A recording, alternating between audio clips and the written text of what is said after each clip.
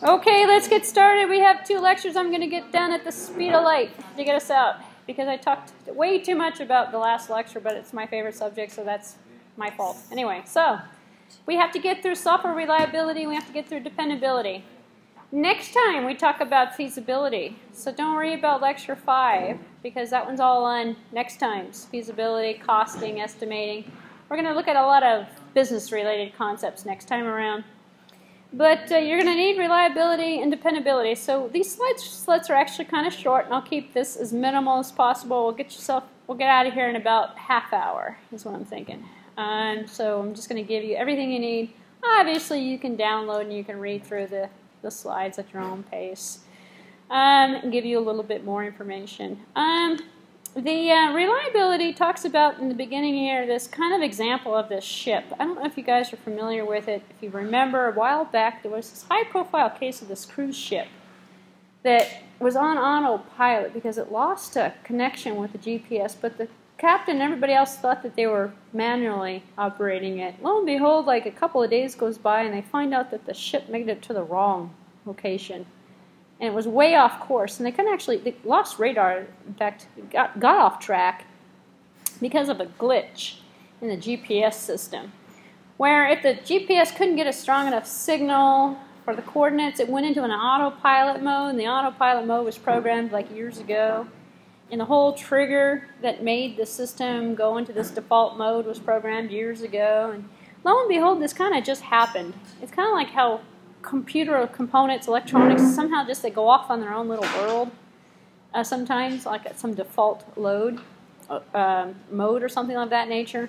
And that's what this kind of case study is about in the beginning here. I downloaded the slide set, take a look at it. It's slide set number 6A. Actually, it talks about reliability. And the analysis of what the problem was that the ship was steered by an autopilot that relied on a position information from a global positioning system. Very common with airplanes these days as well. And it could not obtain a position from the satellites that provided an estimate, and it went into what's called this dead reckoning mode. So it's distance and direction traveled from a known point. Long story short, it defaulted, and it was part of a reliability mechanism that was put in to make sure that the ship didn't collide, the ship stayed on track. And it failed. So it failed 1 hour after leaving Bermuda. The crew failed to see the warning message to know that it was even in this mode until a couple of days later. And then the ship lines up, 34 hours and 600 miles later, the reckoning error was 17 miles off. So the thing ended up off track. And some lessons learned from this was what to put into software to make it reliable, and that sometimes, software itself is always going to have bugs. So it's how do we fix the software? How do we design the software with reliability as a feature? And so all software worked as specified, no bugs. But in this particular scenario, the requirements were wrong. So the old days, it required something to happen for an autopilot. Nowadays, it's not a requirement. It failed. So the manufacturer of it had a different design philosophy than the original. The autopilot was not programmed to recognize valid and invalid bits or things of that nature, or what happened with the GPS if they couldn't get it. The warning signs user interface wasn't sufficient. Blame it on the fact that the warning wasn't seen, so people didn't even know the thing was in this mode. So officer had not been properly trained either. In fact, half of them didn't even know that this autopilot mode was coming in. It's kind of like if you had a GPS thing in your car and it failed to get a signal, so it turned into it gave you directions and you were following the directions, but it would send you to the wrong place, and you're thinking, why did I end up at the wrong place?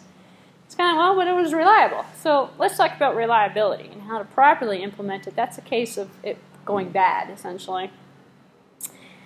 Reliability, by definition, is the probability of a failure occurring in operational use. Well, we want software to be up 24 hours a day, 7 days a week. The more reliable the software, the more trustworthy it is, and reliability is perceived. Nothing is truly reliable because we all know software is not 100% reliable, and software is dependent upon hardware. And is hardware 100% reliable? Well, it's more reliable than software in some cases, but software fails as well, burns out, gets overheats and stuff like that. So perception. So we have these different characteristics that are unique to software in terms of the user's behavior. So in hardware, the user's behavior isn't really part of the perception of reliability, for the most part, or as the set of inputs that it's being given, or the pain of failure that occurs. When software fails, it really has like a different emotional effect than hardware in some cases. You know, if you lost your hard drive, you know, well, actually that would be a problem, but it's more software related. You're thinking about your files. You're thinking about if my program gets corrupted, if my address book has the wrong names in it or something. I lose my contact list. In fact, most of us are disabled once we figure out, oh, we've lost our address book on our phone or something. You know, all of a sudden, you know, software, oh no. So users' perception of the reliability is what we're normally focused on in terms of software. Personal computer that crashes frequently versus a machine that is out of service for 2 days straight, we'll let that hardware go down. But if the computer crashes, that's different. It's less reliable than the hardware that's down for 2 days or 3 days straight. A database system that crashes frequently but comes back quickly, it came back quickly. So, you know, with no data loss, perhaps. You know, that would be more reliable than a system that doesn't come back quickly. It takes too long to come back. Or versus a system that fails once in 3 years, but the data has to be restored from a backup. So if you knew that your phone was going to die, and if it ever died, you'd lose everything. And it's like once every 3 years, maybe it's going to die. We still well, some of us don't do it anymore, but for a while, people still backed it up. Now the phone never dies, so we don't have to worry about it. But if the phone ever died on us, in fact, if you're like me, if the phone ever died once in your entire lifetime, I had a phone die like years ago, a Nokia, old phone. I have everything backed up because I know I'm going to lose my address book. You know, I'm going to lose my information. But that's my own personal perception of reliability, and it's only me. I'm in the minority on that one. And a system that does not fail but has unpredictable periods when it will run very slowly, that's unreliable. So we start talking about software reliability. If you focus on the user's perception of it, you'll get a more accurate description of what actually falls into that reliability concept. Traditional measures might be mean time between failures, availability, or uptime. How long has it been up? Which is why operating systems like Linux in the old days used to say, it's been up for 365 days. Ooh, it's been up for a year. You know, that's really reliable compared to something else. Mean time per repair. Market measures, complaints, customers' retention are also indicators. So if anything, download slide set number 6A. It'll tell you everything you ever needed to know in terms of the information you need for the first assignment, actually, in terms of how you're going to build reliability in. You know, are you going to make it, are you going to look at uptime? You're going to look at mean time between failures. How long does it take to fix a failure? So we could look at metrics for distributed systems as well, in terms of how we're going to test to see if it's a reliability issue associated with the network or the software that's running on the network, which also poses an issue in some cases. So distributed systems, you know, they might actually, you know, have different kind of metrics. And here's an example here of an ATM card reader and requirements, let's say, for reliability. So if you were going to build requirements in terms of a requirement spec for an ATM card reader, we could have different failure classes, and this is just showing you an example of what would happen in those particular classes, and then a metric, you know, that comes up with 1 per 1,000 days, let's say, for a permanent non-corrupting class of a failure and the system failure to operate with any card. You know, requires a reboot. Let's say. It's kind of like an operating system these days. Everybody just kind of reboots their operating system every once in a while anyway, because, you know, it helps things, right? Makes it more reliable, people's perception. So the cost of an improved reliability, sometimes it's a cost versus effort. Is it worth the effort to put something into the software? Will you spend your money on new functionality or improved reliability? Most people spend it on new functionality instead, actually. Uptime versus, you know, in this particular case, we're going to spend it on the reliability. Perception again. Central computing systems, as an example, they gather data on every failure, and this is actually an example of how software can actually be judged by the hardware that it's running on. And if the hardware fails too much, the software gets a bad reliability rating as well, because it relies upon the other one. So you can gather the data, you can analyze the data, take a look at it, see weekly, monthly, annual statistics, graph the trends of the components. And then what you want to do is really invest resources where it will benefit the system the most. So it might, in some cases, be replace the hardware. It might be fix this feature instead of that feature. Because, again, going back to that perception, you don't want to spend a lot of money fixing something that is not really a problem for the user. It makes the software unreliable, let's say, but the user doesn't perceive it that way. Then let it be and fix the smallest little things that people complain about that make no sense. You know, it's just user interface design, but it causes a reliability issue, so you fix that. So some of the decision making can be spent a little bit. I mean, some of the decisions on the money spending can be made a lot better when looking at the data. You could build dependable systems with three kind of principles. And for software to be dependable means that it's reliable. So the next topic I'm going to talk about is software dependability, which is related to reliability. So dependable, in terms of its stages, means that you can count on it. Reliable is more, is it safe? Will it be there? Dependability is, will it be there when I need to use it? Every time I go to my operating system and I double click on something, it's dependable if it comes up fast. And I know I can have that program available to me. It's always going to load, and I'm going to always say, it's kind of like our phone. We depend on the phone for the address book. And so we have that availability, accessibility. Reliability is the perceived notion that we trust that we're getting the correct telephone number.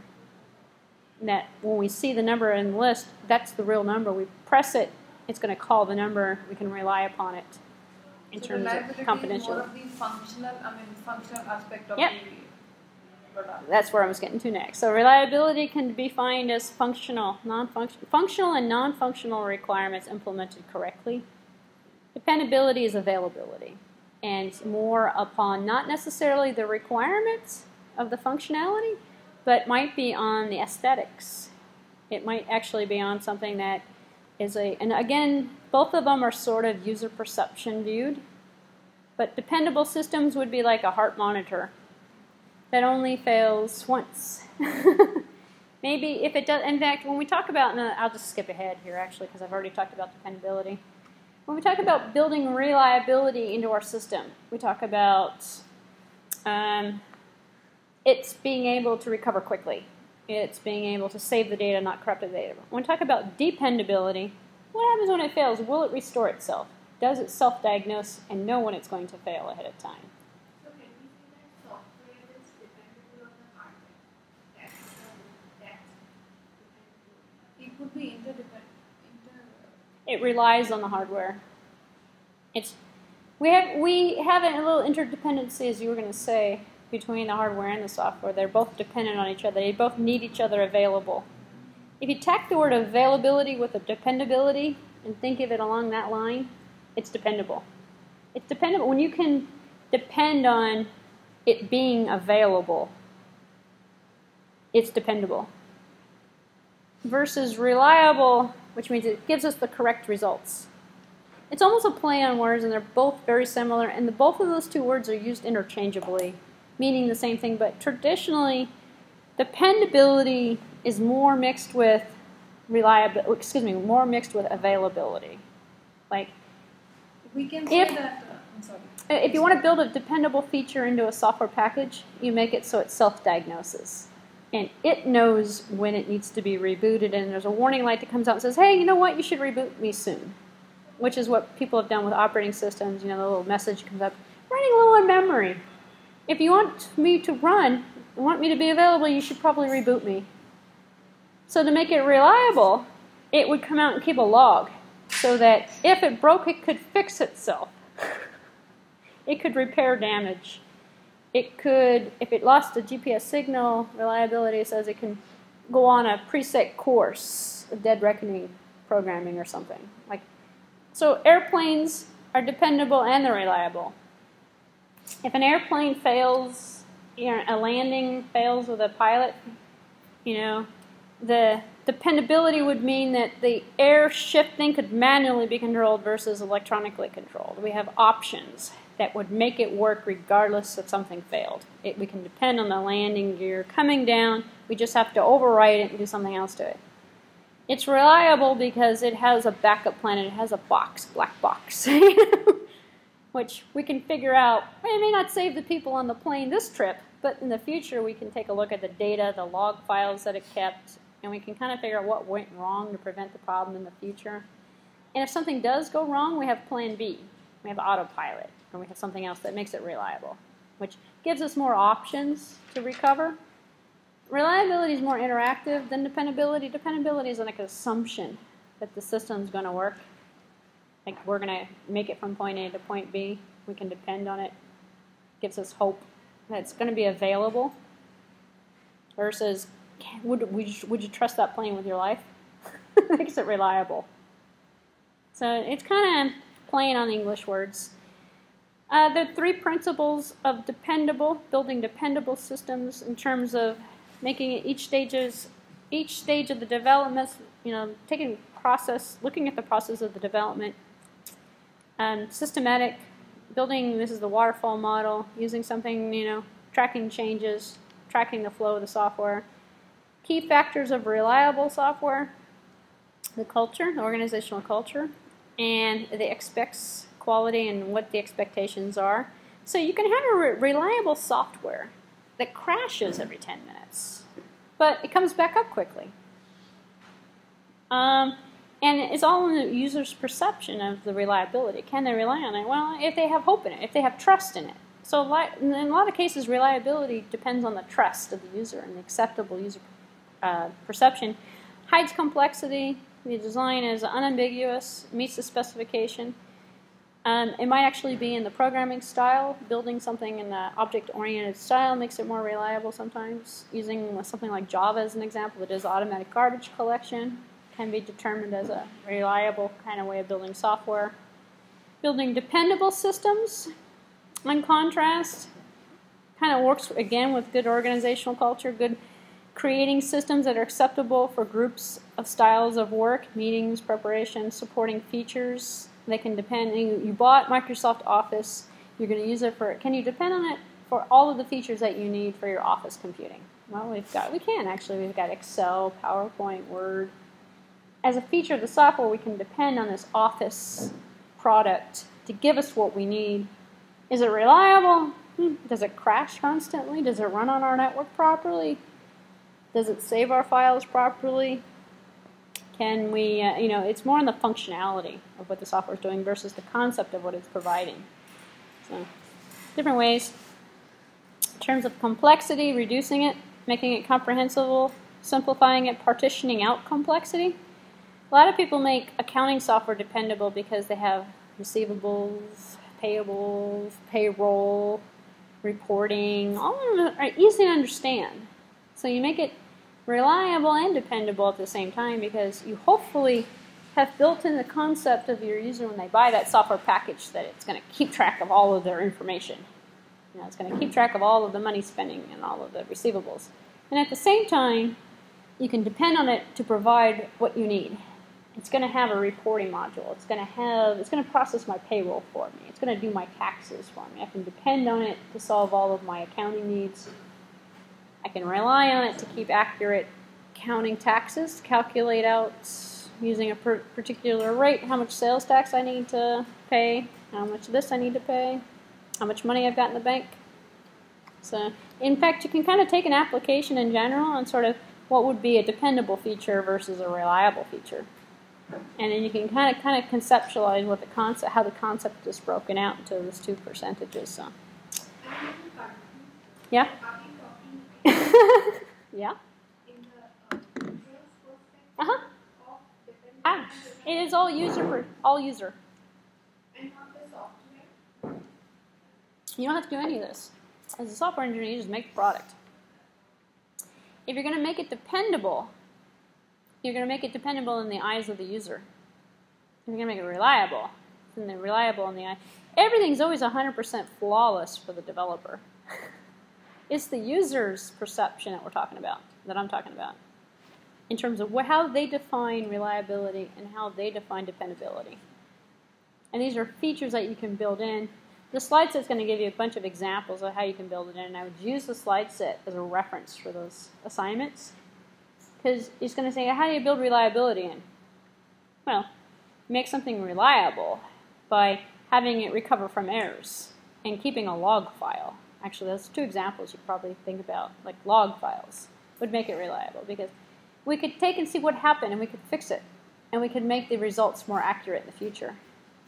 And we're going to make it dependable by maybe using different algorithms that it could switch through, so that if you gave it a file type that it needed to convert and it didn't know how to do it, it could figure out how to do it. It learns, it adapts to new input, it alters its actions, which is a dependable feature I haven't gotten to yet, but it's an example that would fall under dependability. But don't think about it from a developer's point of view, think about it from a user. Okay. A few more tidbits on reliability, and I'll talk more about this as well as we get into dependability lecture, which is the next one. Specifications for the client. I think of it in terms of what the client is looking at, in terms of the requirements, the specification, the design. When we think about reliability, it's more design-oriented, because it works with, as we kind of jumped ahead with already, the functional and non-functional requirements. Reliability is always driven by requirements, always driven by design. Dependability is always extra features we don't necessarily think about that we put into it to above and beyond the design to make it dependable. Backups makes it dependable. Do we really need to put a backup feature in any software? Do we need to make sure that it does the right calculation and doesn't create a floating point error? That would make it reliable. Floating point error would be like a reliable issue. So in terms of things that we can do from a software engineering perspective, this particular slide set, I'm not going to go through all of it in the essence of saving you time. I'm not going to, because I could go through another couple more hours on this. Go through it. It'll tell you different things for change control management, source control management, managing the software development process, coming up with a plan, using a software development methodology will actually give you this. Part of your assignment, you'll have to go through this lecture anyway in order to get ideas. So in order to do assignment number 1 and 2, you're going to actually have to go through and look at reliability and look at dependability. The only way I can kind of recommend doing is slowly go through here and read the slides. And it will give you the answers that you're looking for, essentially. So rather than me giving them to you, I'll leave that to you to do yourself. In fact, looking at and building in validation and verification is also an excellent idea as well. Statistical analysis tools, looking at failures and faults. And the terminology at the end is a good resource as well. Maintenance, tolerance. So this is the key, actually, to the first assignment. The second assignment, and the first one as well, looks at the concept. Oops, we already did this one. Oh, no, 6C was trying to load. It's dependability. This is 50 slides. Again, we have no textbook for the course, but this is where you're going to find how to do the first and the second assignment, essentially. And I want to go through and give you, because I gave you more reliability than dependability, this is slide set number 6C. So 6A and 6C. 6B is good, but it's a repeat of it's more reliability stuff, and it's more towards, like, if you haven't had the Software Engineering 1 course, look at 6B. That will help you. But 6A goes through reliability, 6C goes through dependability, 6B is a review of software engineering reliability. And 5 we skip, so you don't have to worry about 5 right now. 5 is after the next class meeting. All right. So dependability is redundancy and diversity. Those are in fact, this slide gives you everything you need to know about in terms of the description. When you build redundancy in, what's redundancy? More than one way of doing something, more than one algorithm. Diversity is, again, more than one, but it's more along the lines of adapting to creating a diverse treatment for something in a diverse environment. So being able to handle multiple different file types.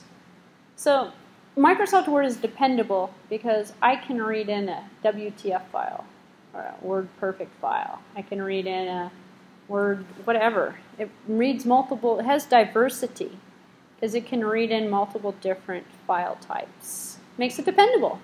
If I were to depend on one word processing application for all of my word processing needs as a user, I would depend on Microsoft Word because it has that feature of diversity. That's what's meant by dependency. You can kind of see now, maybe with that example, how that differs from reliability. I don't care if Microsoft Word functions 100% of the time. That would be a reliability. Can I rely on it to save my file correctly? Versus can I read multiple different file types? Does it support diversity? And does it support redundancy? Can I make a backup? If I had an Oracle program, can I make a backup, which is why Oracle's dependable? We can make a backup of it. We can have redundant servers. We can mirror that. We can create different abstractions of it. I can depend on it providing me with the information I need when I need it in terms of its availability. Dependable processes become part of it. So we can talk about the software engineering process from reliability versus dependability as well. We could talk about the software features falling into those two categories. We can even talk about the programming language. Some programming languages are more reliable, and there are also some of them that are more dependable. A dependable programming language, if I had to pick a language that I was going to use as a multi-purpose, which is kind of impossible these days, I would probably pick Java. Why? Because it supports threading, but it also supports traditional style, and it supports object orientation. I can usually depend on object orientation supporting most of my designs, maybe. And I can depend on it having the features of the language that I need. From a reliability perspective, I could say, yeah, because Java as a language, when you compile this, works on its own operating system, its own JVM. So it's pretty reliable because that JVM provides security, provides garbage collection, and all those features that create reliable programs. So play around. It's going to take you a while to come up with different examples. And when you start writing, yeah, these are the dependability features I'd like to add in. And it's like, is it reliability or is it dependability? Then you kind of have to put it into an example and think about it. And think reliability is more towards the requirements. It's something you could build in a requirement. You can also build now you know the difference a little bit better. You can build dependability in there. You could say it has to be, it has to be dependable for something as a requirement. There's no exclusion of that concept. But we have dependable programming.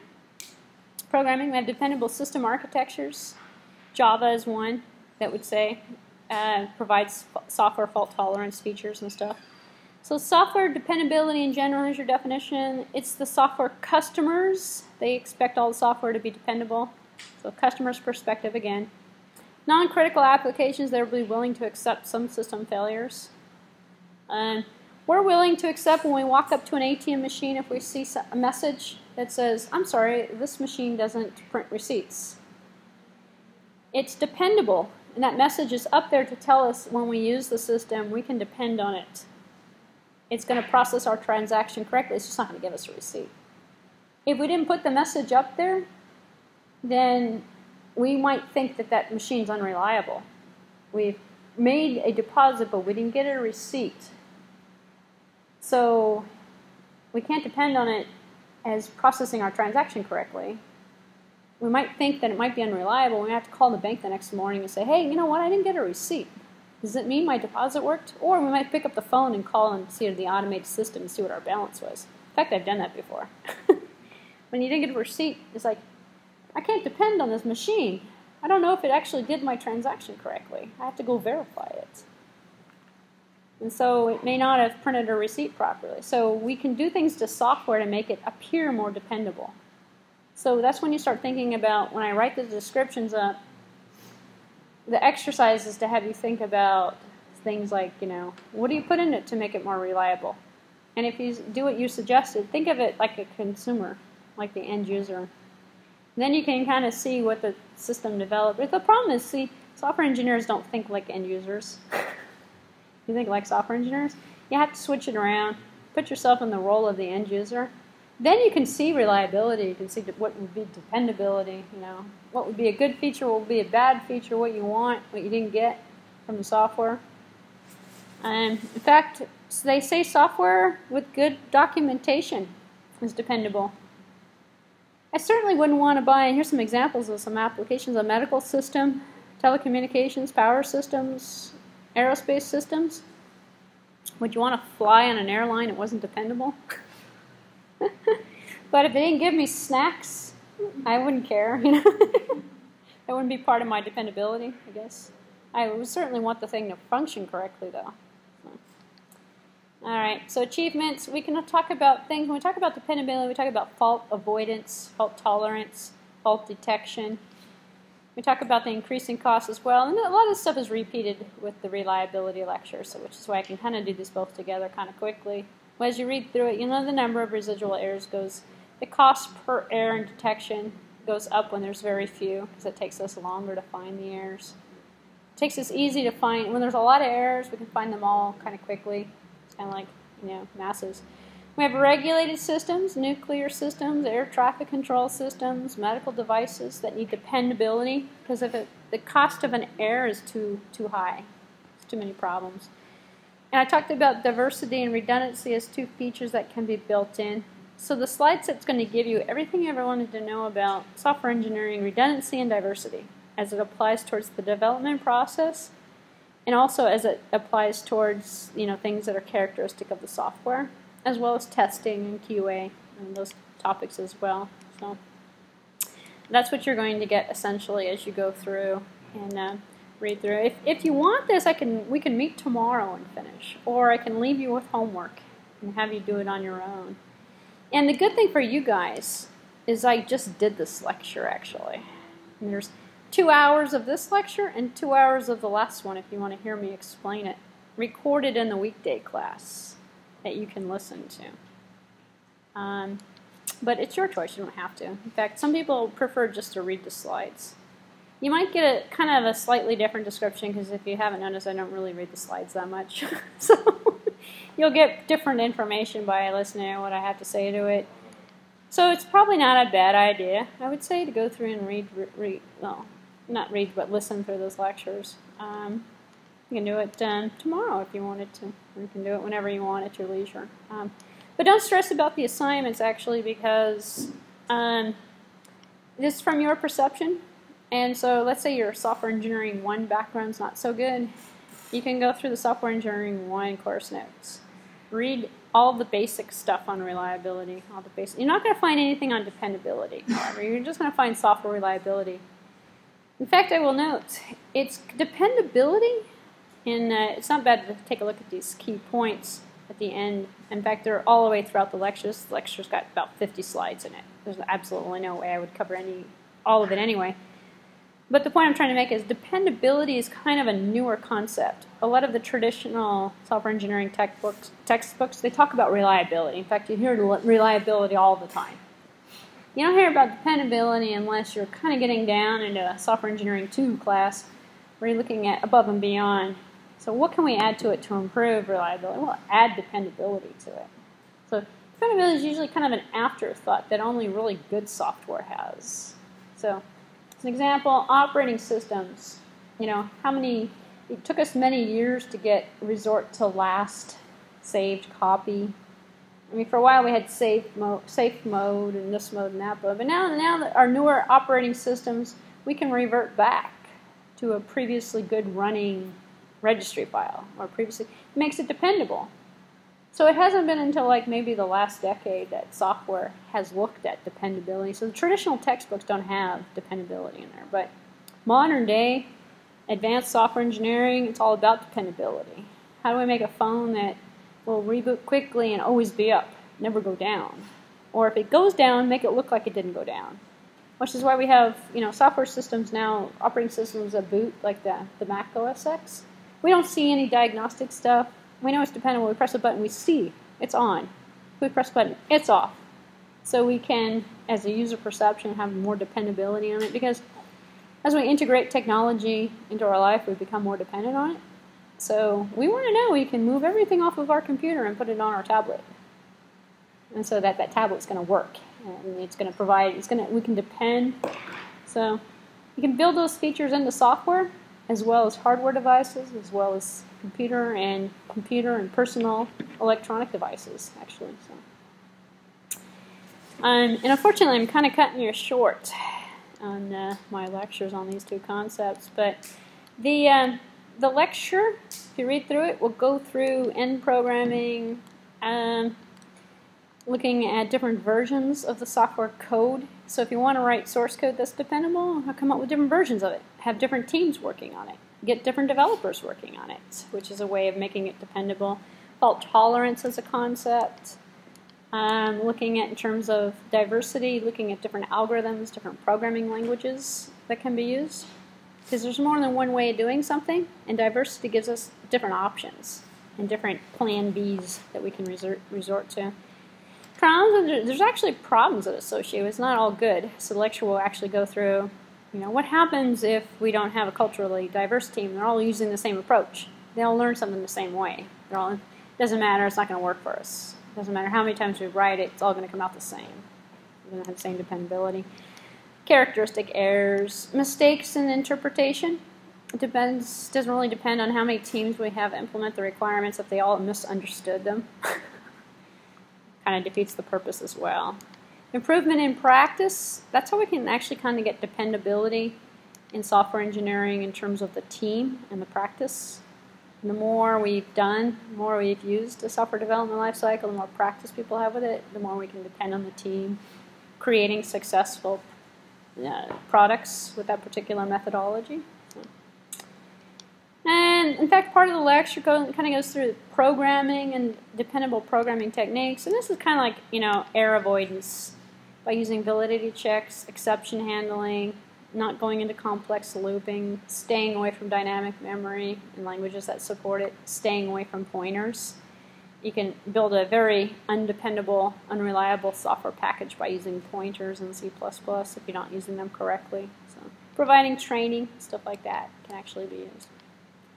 And actually, if you listen to the lecture, you notice I kind of pop through a lot of this stuff towards the end of the one I give on a weekday class, because this stuff here, if you're a programmer, it's boring. No one wants to tell you, it's like somebody preaching to you, you must document your code. You must make sure that you use pointers correctly. It's like lecturing you on good programming practice. But the point being, good programming practice leads to dependable programs because you're following practices. So hiring a team that has successful products, successful projects, you can trust, you can depend from a dependability factor that what they're going to produce is correct. So I know that was an extremely quick review or run through on dependability and reliability. But in an effort to minimize your pain and suffering,